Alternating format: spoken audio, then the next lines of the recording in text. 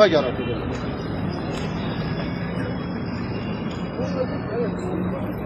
هو الواد الثاني اللي وراهم اللي تعبان driver ভাইদের উদ্দেশ্যে একটা কথা বলি, আপনারা দেখেন কি একটা অবস্থা। সৌদি আরবে কি বড় একটা দুর্ঘটনা ঘটে গেছে। লোকটা কি বাইচে আছে না মারা গেছে, দেখা যাইতেছে লোকটা হয়তো মারাই গেছে।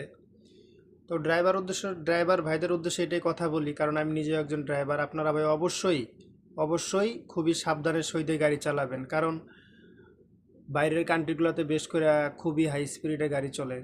আপনার যদি একটা কোনো ক্ষতি হয়ে যায় বা আপনি মারা যান, আপনার ফ্যামিলির অনেক দুঃখ কষ্ট ফেস করতে হবে, বা সারা জীবন তাদের কষ্ট মানে শেষ হওয়ার মতো না এটা। তো এই জন্য আপনারা অবশ্যই অবশ্যই খুবই সাবধানে গাড়ি চালাবেন, দেশ এবং দেশের বাইরে সবাই।